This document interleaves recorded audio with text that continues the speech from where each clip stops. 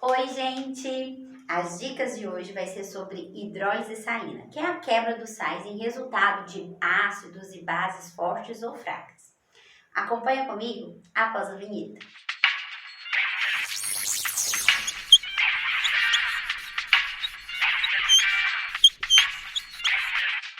Gente, antes de qualquer coisa, se inscreva no canal, ative o sininho, deixe o seu like, compartilhe com quem você achar necessário, porque essas dicas de hoje são valiosas. Hoje a gente vai comentar sobre hidrólise salina. O termo hidrólise vem de quebra usando a água. Na verdade, nós temos, é como se fosse uma reação inversa da neutralização. As reações de neutralização, a gente tem um ácido e uma base, forma sal e água. Lógico que tem vários tipos de neutralização. Total, quando forma sais normais, formado por um cátion e um ânion, todos os hidrogênios e hidroxilas formaram água. Temos neutralização parcial do ácido, quando há sobra de hidrogênio, e a parcial da base, quando há sobra de hidroxilo. Isso é neutralização. A hidrólise é como se fosse o processo inverso. Eu tenho sal, esse sal vai reagir com a água e vai sofrer a quebra dele, resultando um ácido e uma base. E aí a gente pode ter hidrólise salina ácida, básica e neutra. Tudo vai depender do ácido e da base que foram formados. Então aqui nós temos sulfato de amônio. Em água vai sofrer uma quebra e vai resultar em um ácido e uma base. E nós vamos analisar a classificação desse ácido, dessa base, quanto à força. Se a base for fraca e o ácido forte, é uma hidrólise ácida. Quando quebra o sal e resulta em uma base forte e o ácido fraco, então ela é uma hidrólise básica. Se for originado, ácidos e bases fracas ou ácido e base ao mesmo tempo forte, essa hidrólise é neutra. Então a gente precisa saber, antes de tudo, classificação desses ácidos e dessas bases quanto à força.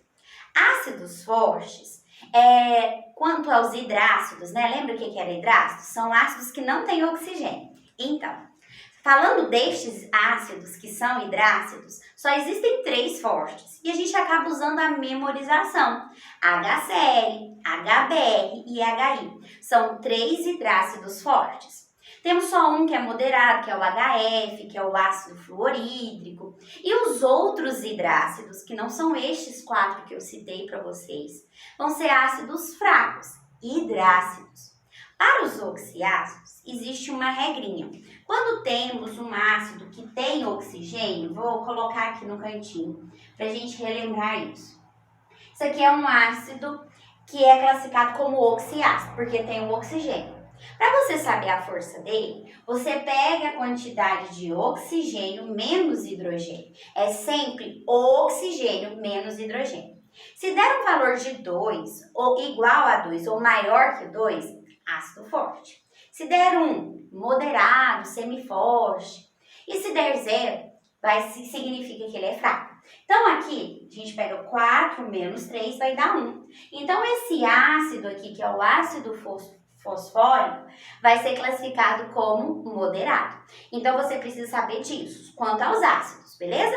Agora, e quanto às bases? Como que eu vou saber se a base é forte ou se ela é fraca? As bases fortes são as bases formadas por elementos da família 1A da tabela periódica e 2A.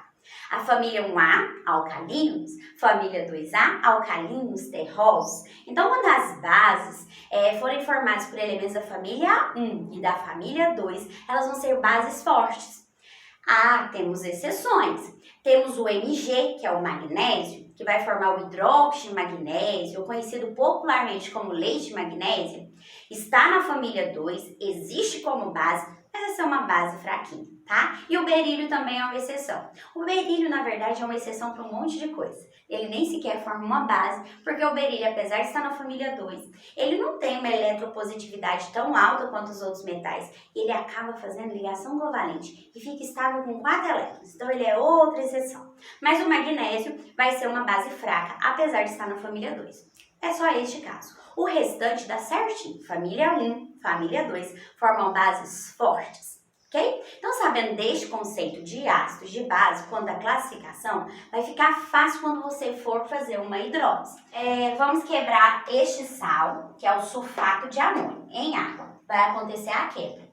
E aí, a gente pode representar a água como HOH, só para você visualizar melhor, que é formado por um cátion e ânion. Aqui nós temos um cátion, certo? Que é o amônio. E aqui o sulfato é -2. Ele é o ânion. Então, vai ser uma reação de dupla troca, né? Esse cátion vai unir com essa hidroxila. Então, a gente vai ter a formação aqui, ó, do NH4OH. Mas quem? Esse hidrogênio da água reage aqui com o sulfato e vai formar ácido sulfúrico. Lógico que a gente tem que verificar o balanceamento, né? Verificar se está tudo certo ao longo da reação. Lembrando que a gente tem que fazer isso, pode ser pelo método da tentativa, pelo método algébrico, né? O fato é que a quantidade de átomos existente aqui tem que ficar tudo certo. Então, a primeira coisa, a gente vai ter que agora fazer o balanceamento. Eu acrescentei esse 2 aqui por conta que tem 2 nitrogênio, tá vendo aqui, no parênteses? Então, se tem 2 nitrogênio, colocamos um 2 de cá, 2 nitrogênio. Agora, vamos conferir o enxofre. Temos um átomo de enxofre, um enxofre, beleza. Vamos contar os hidrogênios. Ó, 2 vezes 4, 8. Com mais 2, 10. Com mais 2, 12. Então, lá no produto, temos 12 átomos de hidrogênio. Aqui já temos 8, ó. 2 vezes 4, 8. E com mais 2 aqui, 10, não tá balanceado. Então, se a gente colocar um 2 aqui, aí vai ter 2 vezes 2, 4. Com mais 8, deu 12. Então, a reação ficou balanceada. E aí, o que formou ali? Pra gente responder se essa hidrólise é ácida, básica ou neutra. Esse hidróxido de amônio é uma base fraca, tá? Então, aqui formou uma base fraca. Base fracas são aquelas das outras famílias, sem ser da família 1A e 2A. O amônio não está na família 1 e 2. Então, é uma base fraca. Logo, ela se decompõe em amônia e água, está presente em alguns produtos de limpeza e formou este ácido, que é o ácido sulfúrico. O ácido sulfúrico, se a gente pegar aqui, ó, 4 menos 2, deu 2. A variação entre oxigênio e hidrogênio. Quando a variação dá 2 ou maior do que 2, significa que ele é um ácido forte. Então, como aqui formou uma base fraca e um ácido forte, dizemos que essa hidrólise é ácida. Para que existe isso? Alguns sais são usados na calagem do solo para organizar o pH ou elevar ou diminuir, dependendo do que vai ser plantado ali. Ou dependendo de alguma flor, né? As hortênsias têm muito disso, que elas mudam de cor de acordo com o solo. Então, acrescenta ali um sal com uma determinada característica e esse sal vai resultar em uma elevação do pH ou uma diminuição do pH. Por exemplo, usando esse sulfato de amônio, fica claro que vai ter uma diminuição do pH, porque vai formar esse ácido forte. Agora, olha aqui, sulfeto de potássio, um sal. Em água também, novamente vai ter a quebra, né? Então aqui, esse aqui é um cátion, tá lá na família 1, a carga dele é mais 1. Aqui é -2, que é um ânion. A água eu vou representar assim para ficar fácil a visualização, que ela também tem um cátion e um ânion. Isso aqui é uma reação de dupla troca, onde a gente troca os cátions e ânions. Então, esse cátion vai unir com esse ânion aqui, que é a hidroxila, e vai ter a formação aqui, ó, KOH, que é um hidróxido de potássio, uma base forte. Por quê? O K está na família 1, então aqui formou uma base forte, porque o potássio está lá na família 1A dos alcaínos. E aqui vai formar, ó, esse hidrogênio vai unir com o sulfeto e vai formar H2S. E vai formar ácido sulfídrico. Esse ácido sulfídrico, gente, é um ácido fraco. Sabe por quê? Ele é um hidrácido. E ele é um hidrácido que não inclui aqueles que são fortes. Ele não é o HCl, que é o ácido clorídrico, ele não é o ácido bromídrico, nem o iodídrico. Então, ele se classifica como fraco. Então, se usarmos esse ácido aqui para uma característica de querer elevar o pH, vai dar certo, porque ele vai formar uma base forte. Lembrando do balanceamento, né? A gente vai colocar um 2 aqui. para ficar 2 potássio, né? Com isso a gente ficou com 2 hidrogênios aqui e temos 2 hidrogênios aqui, então um total de 4. Vamos colocar um 2 na água, porque 2 vezes 2, 4, e ficou tudo certo. Toda prova de química, exercício de química que tem equações, verifica sempre o balanceamento, porque isso são as proporções estequiométricas que envolvem todo o processo de cálculo, seja em mols, em massa, tá? E aqui a gente tem o cloreto de sódio, que é o sal de cozinha. Aqui ele vai sofrer uma quebra também, e ao quebrar, né, que aqui também é cátion, aqui é ânion, aqui na água vai ter o H+, e aqui o OH-, mesmo esqueminha. Esse que é mais único com o ânion, então a gente vai ter aqui, ó, NaOH. Gente, o Na tá na família 1, então ele vai ser uma base o quê? Forte, né?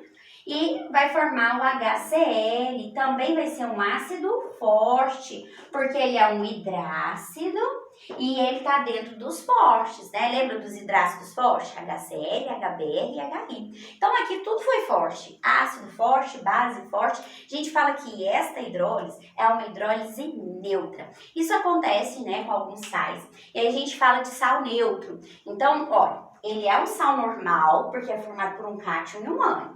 E além dele ser um sal normal, devido ter só um cátion e um ânion, ele também é um sal neutro, porque na quebra dele resultou em ácido forte e base forte. Isso acontece também com outros sais, que vai originar base fraca e ácido fraco. Aqui a gente então teve 3 tipos de situações. Uma hidrólise ácida, uma hidrólise básica e uma hidrólise neutra. Então, tudo isso você vai observar na quebra desse sal em água. Espero ter ajudado e até o próximo vídeo.